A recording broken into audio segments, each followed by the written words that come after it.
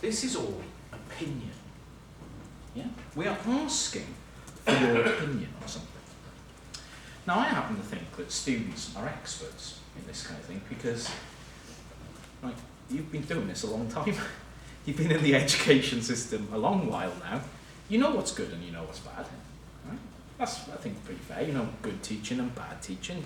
You know, good communication and bad communication. I think you're pretty well positioned to make that call. But I like the first years this year, right? What a bunch of absolute pricks. Okay. Well, one of them, I don't know who it was, one of them goes in the student feedback, I really enjoy the lectures, but the lecturer sometimes talks about his own interests. So, I'm a fucking lecturer in media. Of course it's relevant, you prick. Do you know what I mean? Like, you know, fuck you, like, this is my life, this isn't just my job, right? Opinion is a wonderful thing if it's got some knowledge attached to it. But this person is a moron, is missing possibly more than one chromosome. And therefore their opinion should not be valued, because get no fucking sense out of that. But we live in a society now where everyone wants everyone's opinion. Yeah? You always, you know, when you go into a shop and they say, will you fill out this feedback about your service that you've received today? Yeah, sure. You know, I was quite disappointed in the service. You know? If I'm spending like £6 on Haribo, I expect, you know, a lot more, quite frankly. I expect a full body massage. You know, I expect, you know, to be serenaded by several operatic arias as it's going on. What the fuck do they expect me to say? Yeah, the lady smiled. Everyone wants opinion all the time. Why is opinion such a big thing now? You said it first year, I read it, I don't know if it's your quote, that opinion is the opium of the masses. And I really like this. That sounds far too clever for me. It's not very definite. Opinion is the opium of the masses. Opinion is what fills the void when you have no knowledge. Opinion, everyone has it. And if you think if you can capture enough opinions, you'll make things better. Because we have nothing to guide us, except asking morons what they think. I mean, that's not a good idea. Asking people what they think of stuff. Terrible, terrible idea. I don't care what you think, Cameron. Honestly. I mean, you can put it in student feedback. I don't give a fuck. And if you think I'm going to change my ways, it's fucking joking. Another student in the first year said, oh, the lecturer swears too much. My first words in the next lecture were, fuck you, motherfuckers. That is not going to help you, alright? I love recording lectures. It's so fun. Let's stop there and we'll finish the story after a 5-minute break. I think it's just a vision.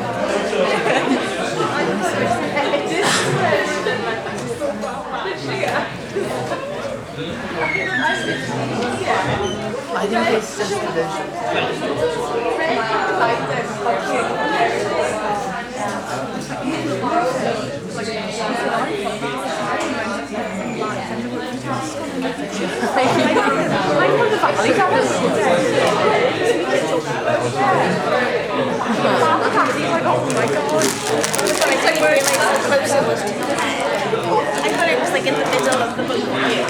Like, we'll see. It's all like.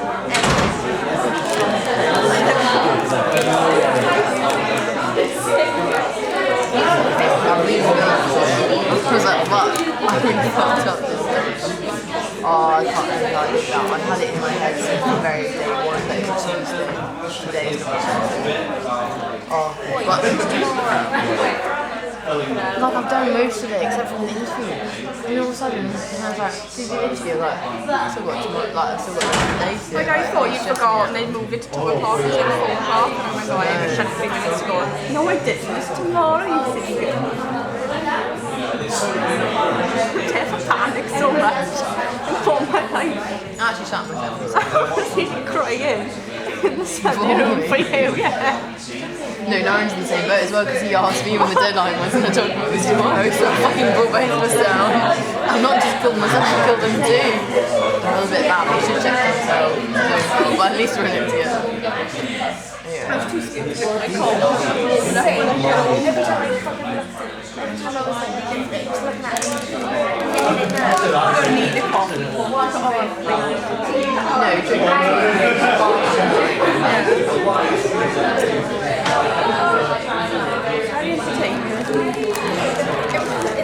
Oh no, I know he just at one said point I thought he was going to ask for a taxi. Every time I was like, somebody said something, he was directly after me. I didn't even know if I pay taxis myself. I haven't got a clue.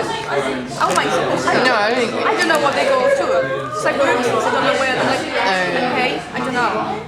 Like, I think he's going to think I'm such a fucking thick. He's going to book me up, he's going to run me up the staff and I don't know what taxis is. Oh my god. Somebody must know.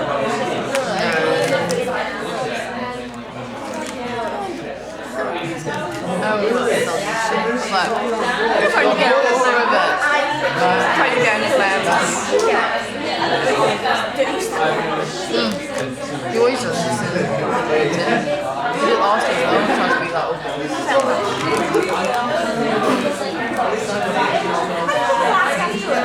yeah. He was chuffing.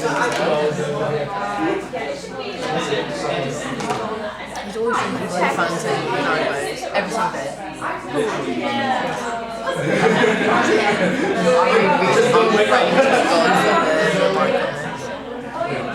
Imagine, because he's going to watch his back and go, oh no. Reese loves you. Big up Reese. Speaks to him for doing this. What it says now, like thinking that one. Like, what are you going to They won't let me off with the plastic. Would they? I've asked them to do things there for the start, and I was like, I'm just there. I'm really milkshake. Because either I just sit here and accept it, or I give it a go and they say no, and then I'm still like, I just do best of it. Yeah. No, I can meet you, like, don't you worry. Our processing is a bit slow, but my spelling isn't the best. I can spell better than most people actually. Like my flatmates are like doing stuff and I'm like, oh, I can spell this, and I'm like, I know. And then there's my flatmate who like spells it completely wrong. I'm like, are you sure you're not?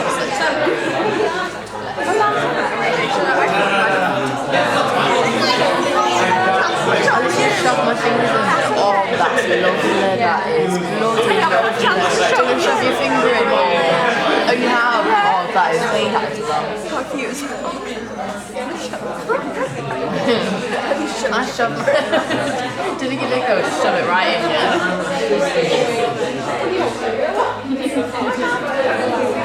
Like, I thought you might not just technologies on your website. Like,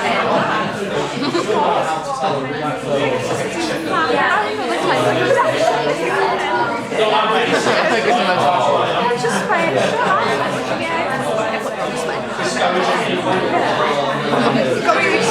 you got me questioning my entire life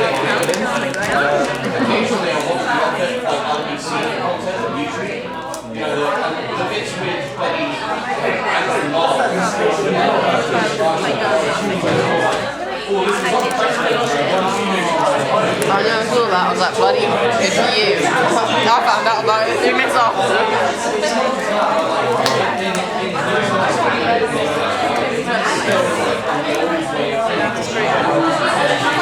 It's 22 on this.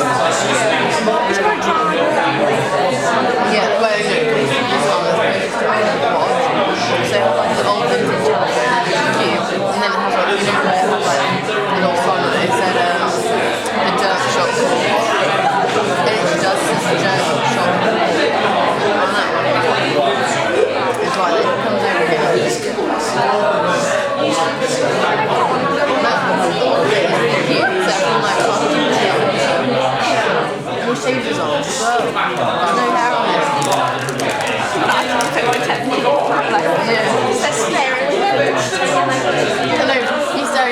I'm saying it's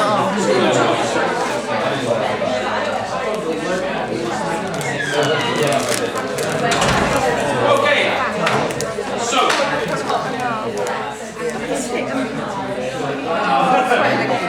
I only put. got to get through, not a bunch of time, so let's do this. Basically, the postmodern era is a crisis in legitimization. The means and methods of legitimizing knowledge in society prior to the postmodern era were clear. There were stories to be told. Science, technology, etc., politics, etc. These told stories. They told there was a truth value attached to all these things. As the economic base of society collapses, or more accurately, transforms, I guess is the best way of saying it, because although there is a collapse in there, it is a transformative collapse. It is a transformation into something else. When you sweep away the basis there, you are left without these key ideas structuring the rest of society. The grand narrative basically lost its credibility. As it lost its foundational aspect in society, the loss of ideals in society meant that the social atomized into a postmodern network of language games, according to Lyotard, which is an idea taken from Ludwig Wittgenstein. The idea that society itself can now be conceptualized in different forms. This is best exemplified in a Prime Minister of this country in the 1980s, Margaret Thatcher, who argued that there was no such thing as society. The significant social argument as a politician was society doesn't exist. Society is, in fact, just a series of individuals, and that's it. We are all individuals striving to achieve our own goals. And therefore, the role of the state was not to support society, and also critically wasn't to support individuals as well. It was to create a framework by which individuals could achieve their goals.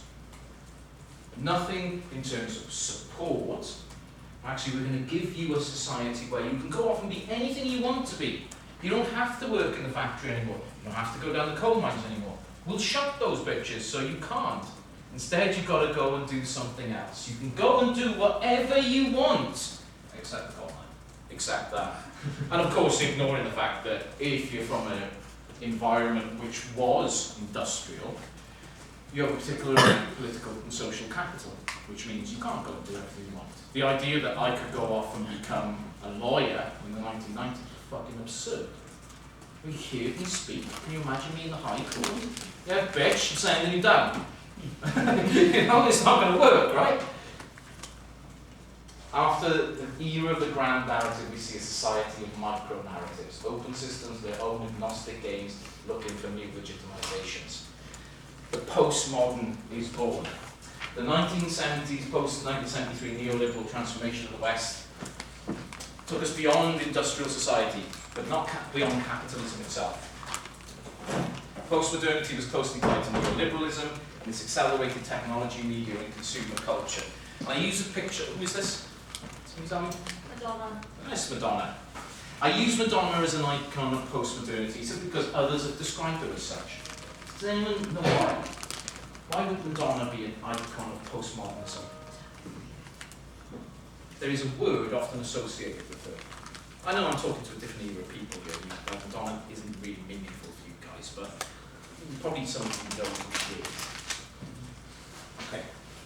So this is Madonna in 84, I'm guessing, 84, 85. Where she's doing the whole, goth prostitute thing. Because that's basically that one. And then Madonna of the late 80s becomes high fashion. And in the late 90s she becomes earth goddess, and in the 2000s she becomes a dance icon. Continually reinventing the character of Madonna over and over again, with no master narrative to what Madonna is. She's described as a postmodern musician because there is nothing underpinning Madonna beyond the image that she projects at that point in time. She can continually change the narrative of what's being produced all the time. And we see, I use Madonna as the example here because of the term has been used extensively to describe her. She's not the only this constant reinvention over time. We see in a lot of celebrity culture, see in consumer society, you know, things get wrapped around all the time. What are the 90s big now? In like society, people are having a 90s revival. I lived in a nostalgia wave. But Yeah, I lived in the 90s, it was shit. Alright, there is no need for a 90s revival, I can tell you. I still wear the same clothes. Alright, I still wear flannel shirts and ripped jeans and Dr. Martens. It was crap in the 90s and I still look like trash. Don't look like me. Look smart. Don't look like trash. Okay? So, postmodernism, closely tied to neoliberal capitalism and acceleration and consumer culture in particular. By the 80s, postmodernism came to represent the celebration of contemporary life, valorization of popular culture, and aesthetics and appropriation and remixing, and knowing pleasure in creating and consuming. All value is taken in the creation of entertainment and signs, and the recirculation of those things. So post-modern society, we are involved in the production of cultural goods, the recirculation of cultural goods, and the invested economies that we can get out of those cultural goods. This is why postmodernism endures in many ways, because if you were to go on your phone right now, open TikTok, which you all have, go on your For You page, which you all do, you will see endless repetitions of the same shit over and over and over again, because that's what TikTok is. This is what my TikTok looks like, this is what your TikTok looks like. Valorization of popular culture, an aesthetics and appropriation of remixing. TikTok is just remix. You see something, you copy it, over and over and over again. And a knowing pleasure in creating and consuming. That is the pleasure you get from accessing that kind of thing. Postmodernism has very little to do with making, very little to do with creating, but instead recreating over and over again. But this celebration is coupled with a sense of being overwhelmed, being lost within the sensory overload, being incorporated within the image, being consumed by the spectacle. And this was famously seen in Jameson's famous summary of this. Frederick Jameson was an American Marxist. His essay, Postmodernism, the Cultural Logic of Late Capitalism, was developed into a book in 1991. Very, very important book. In this, what does Jameson try to do? He tries to articulate what the world is like in postmodern times. Postmodernism is a cultural form, the superstructural aspect of a changed economic structure. So, whereas in a Marxist view we have base and superstructure, base is legitimized by culture and the superstructure, and that feeds back to the base to re-legitimize it. For Jameson, postmodernism, this postmodernist style, continual remix, remodel, circulation of imagery over all other things, becomes the dominant cultural form, and that reflects changes at the base of society as well. It's now no longer about the means of production, it's about the means of knowledge and knowledge accumulation and computation. And that is reflected in society, which is all about the expression of images and the expression of particular cultural forms which get recirculated over and over again. For Jameson, postmodernism was a new kind of flatness or depthlessness, a new kind of superficiality. There is nothing underlying postmodern culture. It is just a spectacle. There is no meaning here. There is nothing worthwhile if you unpick it. You will not find any deeper truths to what's going on.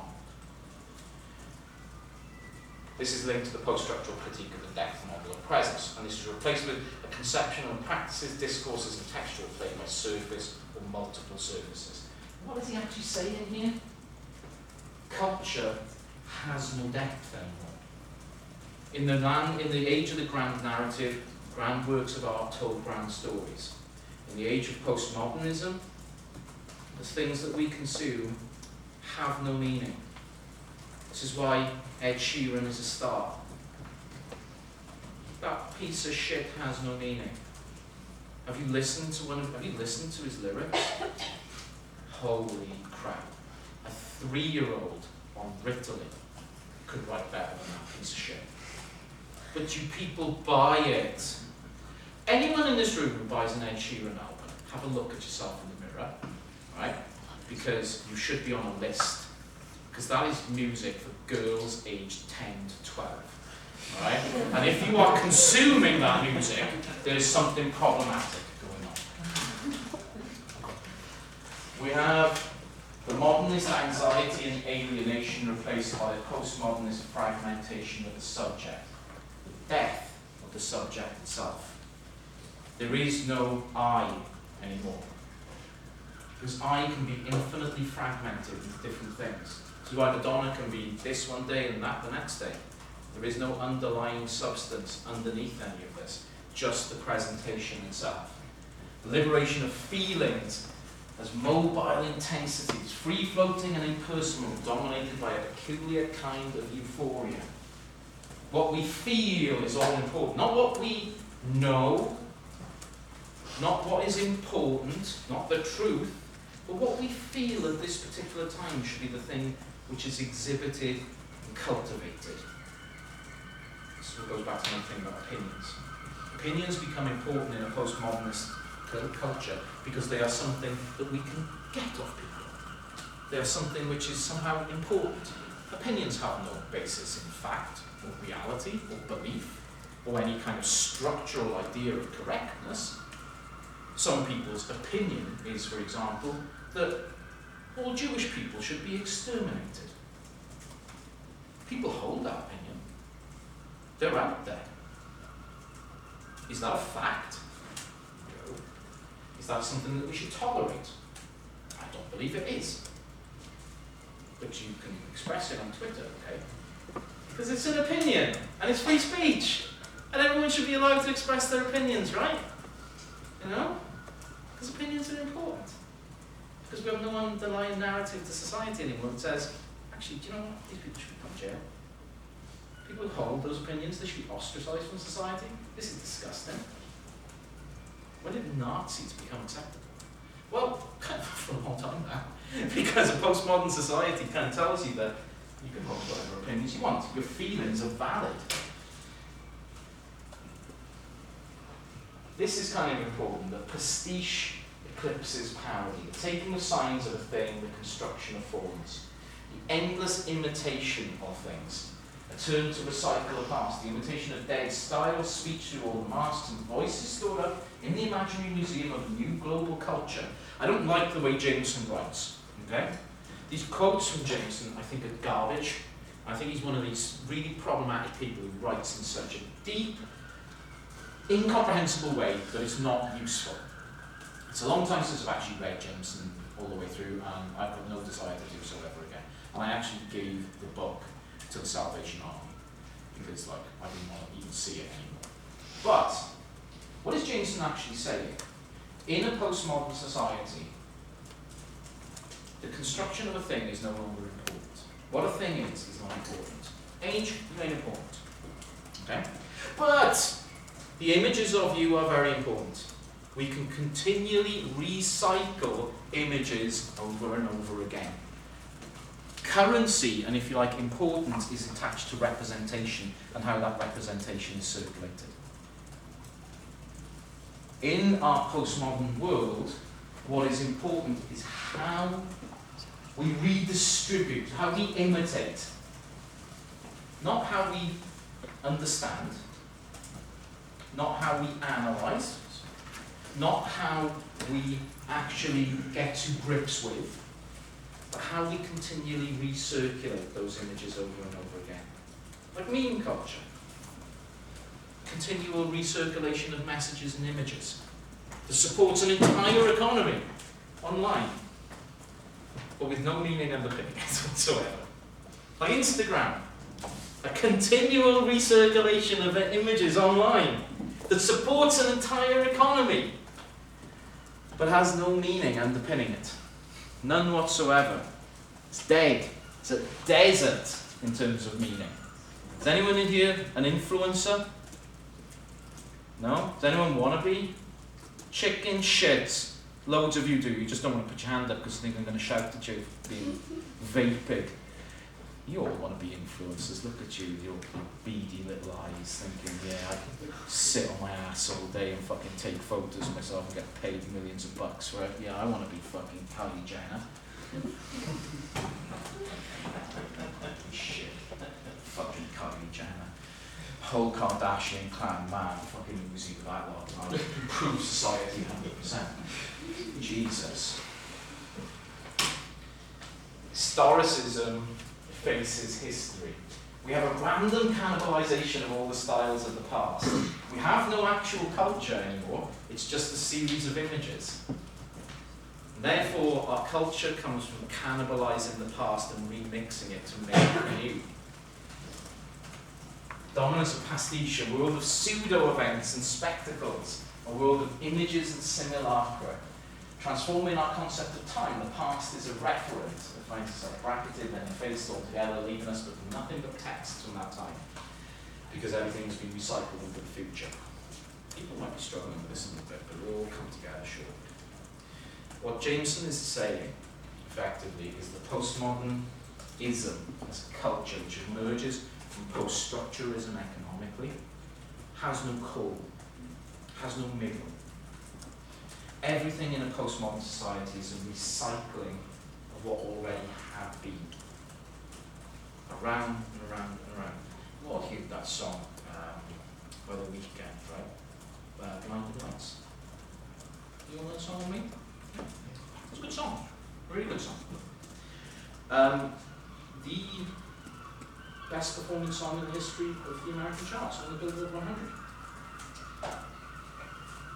It's a great song. I've heard it before. Like a fucking million times. It's a pastiche. They've gone away, not him by the way, because I don't think he has anything to do with the construction of that song. The producers of that record have gone away and listened to a bunch of synth pop from the 80s and jacked together a bunch of hooks on it, made it into points of a really fucking good song, to be fair. Constructed extremely well. But it's not new. There is nothing original in it whatsoever. You're tapping your feet to it because it's playing in your head right now. I can see. It's great. But there's nothing original in that whatsoever. Who's got the Arctic Monkeys in the sun? Can I show hands? Bollocks, only 1, 2, 3. Good. Waste of money. I've seen it all before.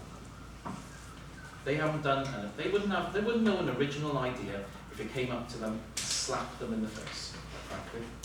That's okay. Because nobody has original ideas in a postmodern society. There's no originality. Nothing original occurs. It's just a recycling of the past.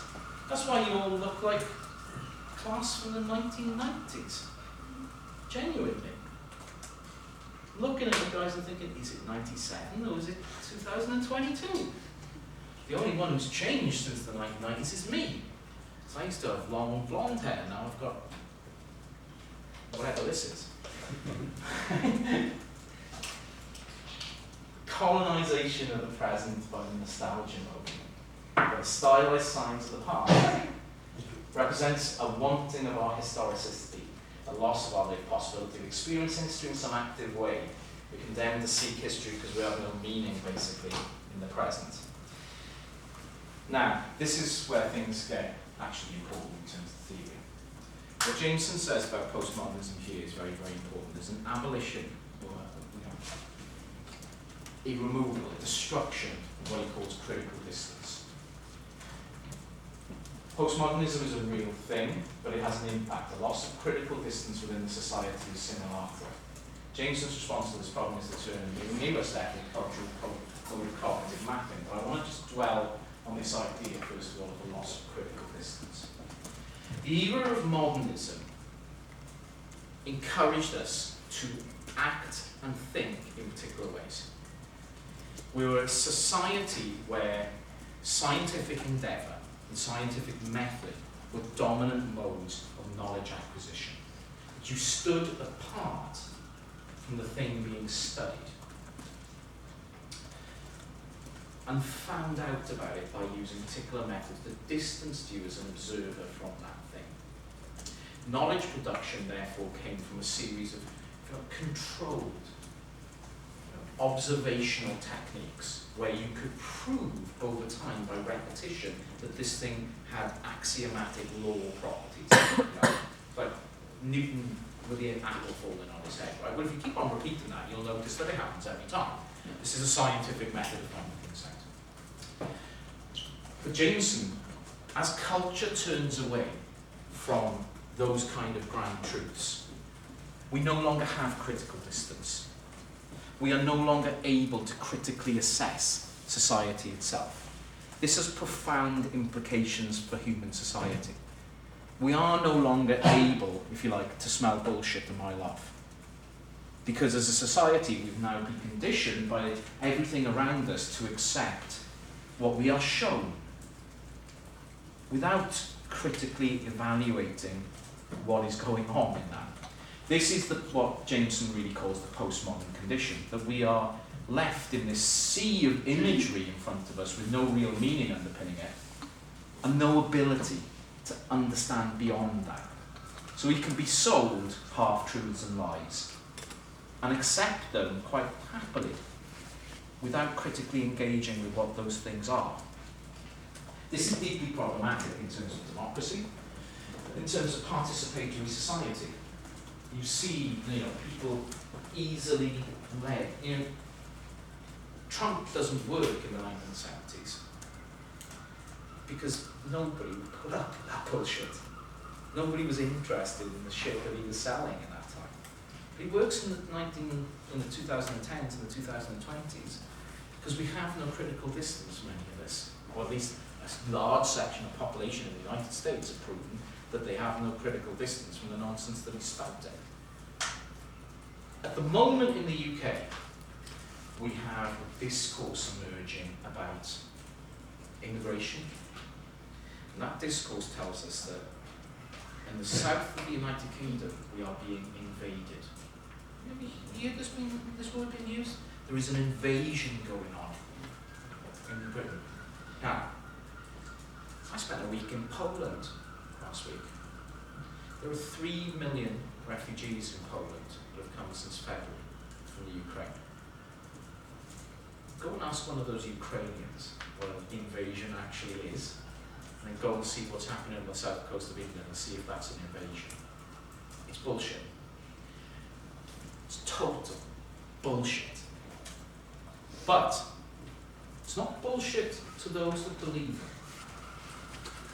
And there are a lot of people who will be reading this and seeing the images that are produced about this, and reading and listening to people on LBC and these fucking stations which broadcast nothing but shit 24 hours a day, Times Radio and Talk Radio and all this fucking nonsense, and GB News, which is a cesspit of lobotomized morons gibbering at the television.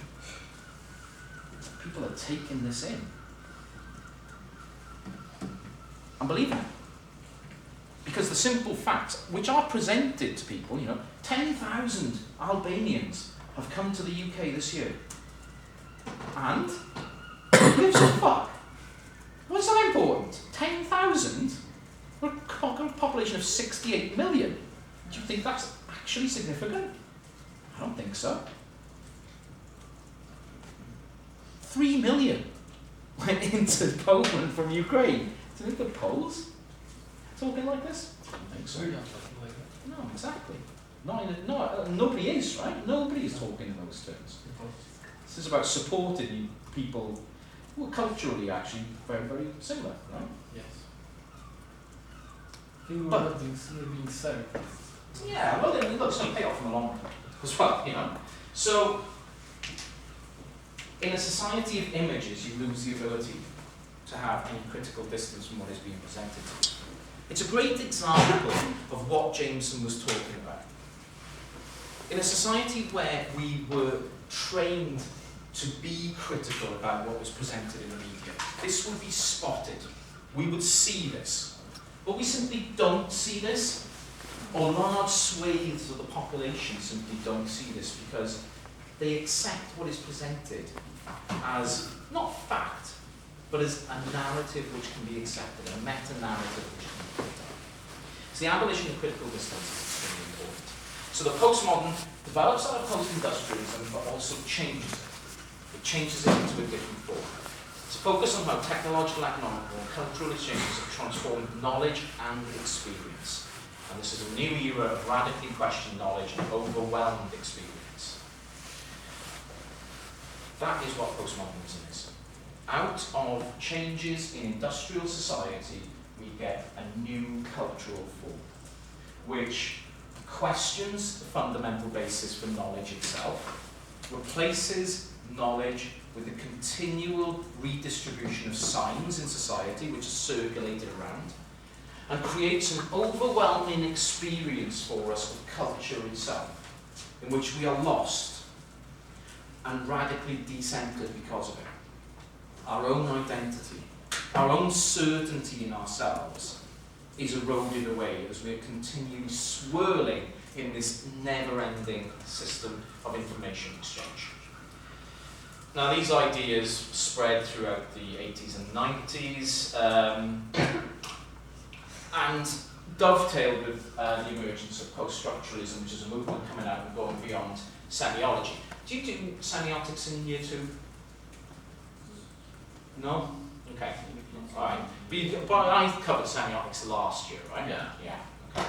So, structuralism, which is closely related to, but not identical to Marxism. Structuralism was used to identify underlying structures that could explain the world. So you can see the idea here that structuralism is a modernist way of thinking. Structuralism, and a great example of a structuralist thinker would be somebody like Roland Barthes, right, who I talked about last year in MS-200.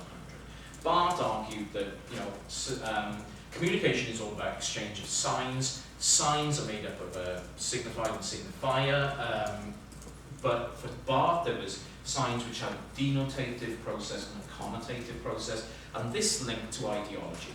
You know, the connotations of a sign linked to what Barthes called the myth that was being constructed in the society, and this was an ideological function. That is in its entirety a structuralist argument. What Barthes was trying to do, and what others like Ferdinand de Saussure and Charles Sanders Peirce were trying to do, is identify that there was a structure underpinning language, which resulted in communication. Post-structuralism, as you can guess now, rejects that. Post-structuralism looks beyond the structural into and trying to really moves it, so it gets rid of it. Words with Jacques Derrida. And what Derrida's work encourages us to do is look beyond the structuralist account to look at deconstructing as opposed to constructing. Now, I'm giving you reference to these 3 books. Don't ever read them. In particular, of grammatology is a painful experience that I never want to repeat, ever. I don't want to inflict on anyone. Derrida is really complicated, and you have to have read at least Plato, Husserl, Rousseau, Claude Levi-Strauss. I would also add you'd have to probably have read Jean-Paul Sartre and Martin Heidegger to make any sense of what this guy is talking about. So don't go there, okay? But there's some basic ideas that we can pull out about what post-structuralism is. 1. Yeah, it is a lie. Well, I use the word basic here, okay? I'm not really... Sorry, there's no other way of doing it. So, first idea about post-structuralism, a critique of the metaphysics of presence, the belief that a sign can point to and be founded on a signifier with a full presence of being. Right, so semiotics was all about, you had... What's that? Good. Object, sign. Sign being a phone refers directly to the object. For Derrida, no. That does not exist. He critiqued this idea that you could even have meaning attached to an object itself. So that's a critique of Western logocentrism, the belief in a full being. Instead, versus Saussure, Derrida doesn't believe in a stable relationship between the signifier and the signified. It's the endless play of signifiers. The real is only an effect of this play, or what he calls the difference. So, for Derrida and post-structuralists, nothing is real. There is no reality. There is just an endless circulation of signs out there, which may or may not refer to a real, which we have no access to anyway. So, so the relationship between an object and a sign is only existed so long entirely arbitrary. Yeah, and it only exists as long as people continue to sort of act out. No, it doesn't exist at all. Post-structuralism is controversial. Deconstruction, the method of post-structuralism, is a mode of textual reading. It interrogates how a text is formed, how it constructs its truth through the metaphysics of presence. What Derrida is arguing is that all truth is, if you like, contingent. There is no such thing as a true thing. This we call phone. If we deconstruct why we refer to this as a phone, we will see that there is no underlying reason why we should call it that at all. And that reveals to us that reality is a series of myths we have created to make it palatable and make it easy. But there is nothing underpinning reality whatsoever. Reality is just a meaningless morass that we are battling in order to make sense of. Deconstruction shows how these binaries such as nature, culture, male, female, black, white, speech, writing, society is made up basically of an entirety of binary opposites for Derrida, which we make sense of, and therefore we ascribe meaning through these simplistic understandings of if or. Deconstruction exposes the processes of its own production, meaning creation, and claim referentiality. Criticized as relativistic, nihilistic, and denying reality, but a powerful problematization of how we construct the realities of truth that we rely on. If you like, the post-structuralist movement is the perfection of postmodernism. Post-structuralism tells us there is nothing. There is no structure to anything. By deconstructing why this is called a bottle, we can reveal that there is no bottle. There is just plastic shaped in a particular way, which one day will cease to exist. There is no importance to any of the things you love, or any of the people that you love. Those objects that you care so much about are meaningless. Those people that you care so much about also are meaningless. Your dog is meaningless. Your cat is even less meaningful, because cats hate you already. Deconstructuralism is the dark nihilistic edge of postmodernism. It's the natural conclusion to postmodernism. There is nothing real. There is just a series of signs out there that we attach arbitrary meanings to. And therefore our feelings and our emotions also are arbitrary. There is nothing here. Nothing is real. There is no point to any of this. Your degree is not real. I'd argue you might have a point. But that would be me being nihilistic, and I'm on a bad day. So it's not aimed at individuals, that. Of course, fucking Baldy has to be involved, right? So, Michel Foucault, known for his post-structural analysis of power. Now, Foucault was actually concerned with modernity and the structures of modernity and how they structured power. He wasn't really a postmodernist at all, or post-structuralist. But his work continues shows a passage from the control of the body to discipline of subjectivity. What appears in modernity as progressive movement actually institutes a deeper form of mental control. I'm going to skip over this a little because it's not really germane to what we need here. So, what is post-structuralism? A critique of meaning creation, an extension beyond the postmodern. And I know somebody in this room must be thinking at the moment, wait a minute, you say post-structuralism is to do with economics. This is where things get a little bit confusing with the terminology, right? This is why I use the term post-Fordism. Because what you can do is say, right, the post-Fordist element or post-industrial element deals with that economic collapse. Postmodernism is the cultural afterwards. So what is post-structuralism? How does it fit into all of this? If you like, it's the end point. It is the natural end point of thinking about how all these things fit together. Basically, post-structuralism shows referential truth is internally created, historical, and a product of the system or signs of discourse. Therefore, all meaning is completely arbitrary.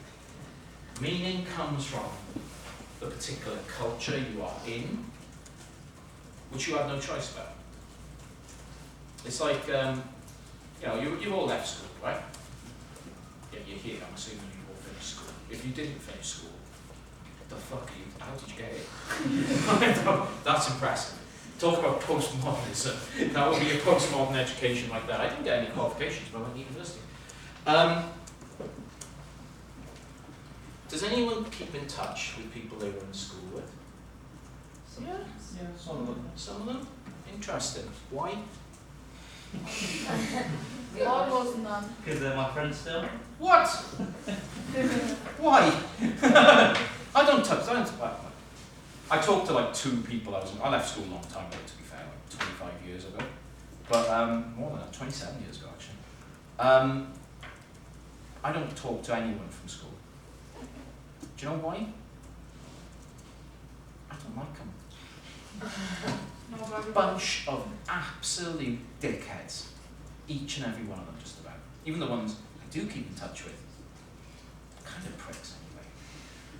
But tolerable.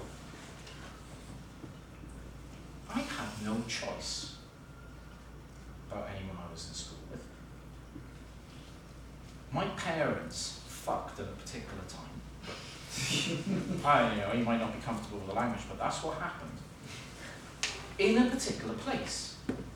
I was an ephemeral being at that point, and I was screaming down like, please, do it in Paris, do it in Paris. But no, it had to be in Nice, didn't it?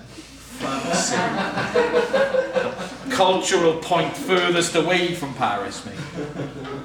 And so, I have to grow up with a bunch of other people whose parents did the same thing in the same place.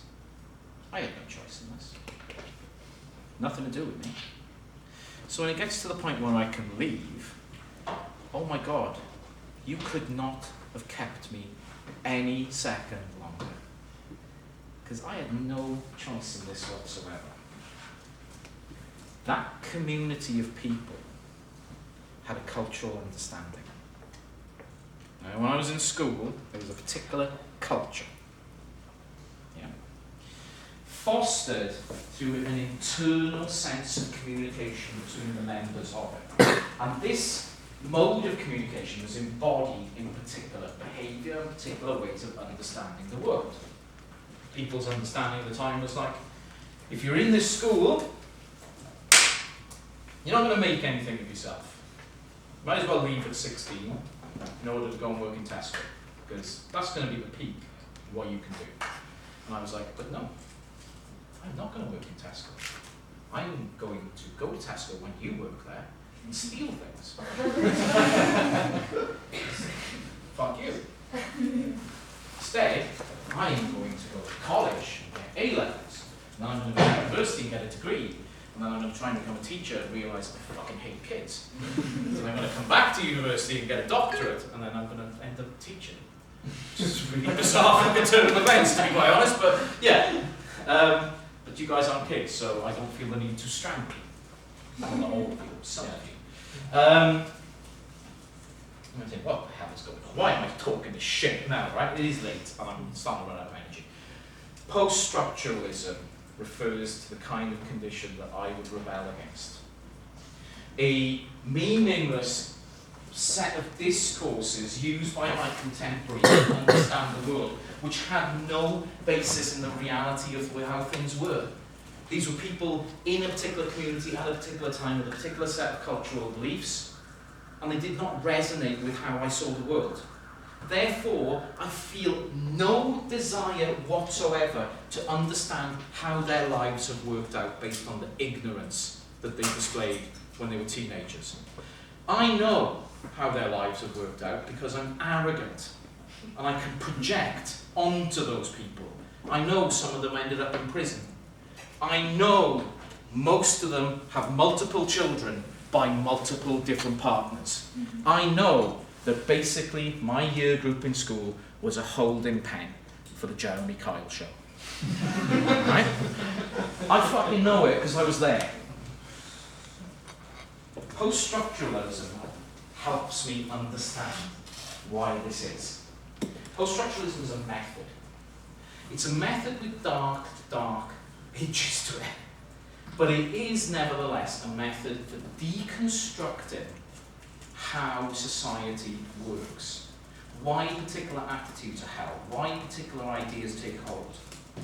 When we deconstruct, we look at, is there anything fundamentally underpinning this thing? And there usually isn't. Basically, both postmodernism and post-structuralism critique the idea that there are essential truths in society, because they both argue that those truths have been swept aside, that those underpinning ideas that gave us grand master narratives in modernism have been completely blown away as the economic reality of the world has changed. Critique, the real critique, because the real is a very much a modernist idea, the idea that there's a concrete, absolute, one way of understanding is a modernist idea, and it critiques this notion. Now, there's been a huge amount of criticism of postmodernism. Okay? A postmodernist approach invokes a huge amount of criticism, and I know we're running out of time.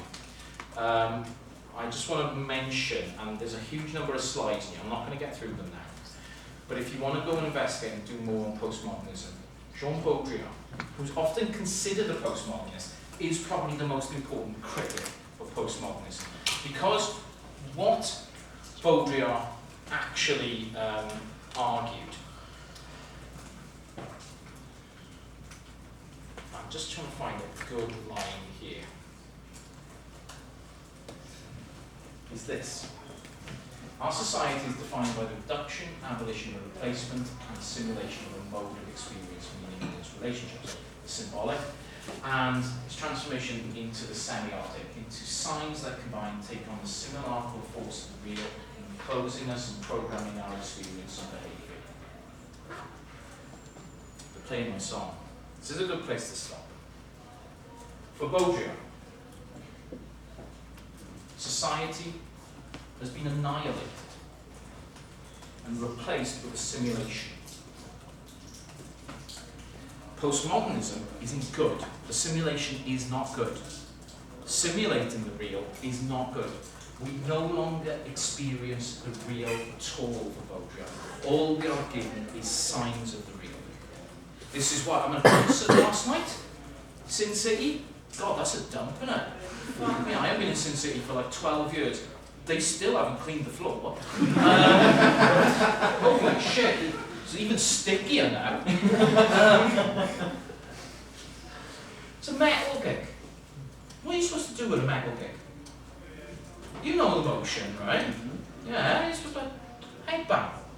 Come out of there feeling deaf, which I was last night. People were talking to someone.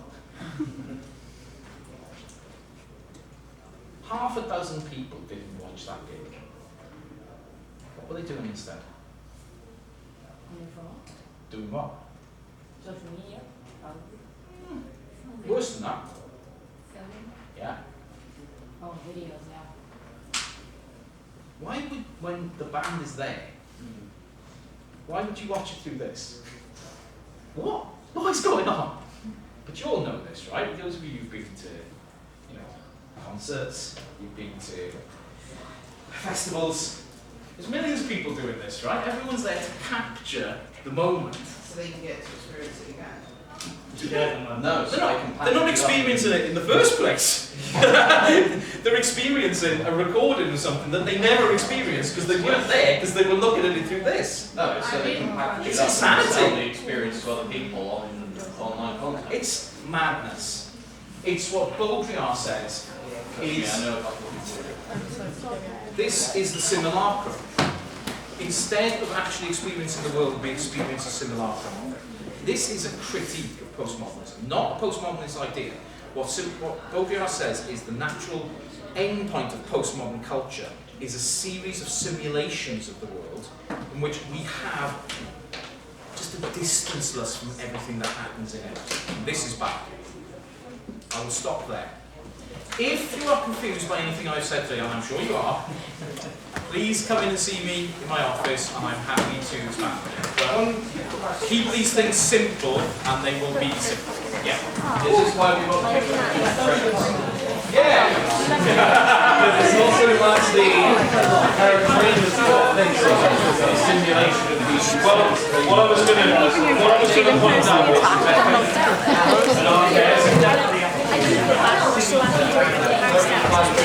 Oh, I was waiting for it.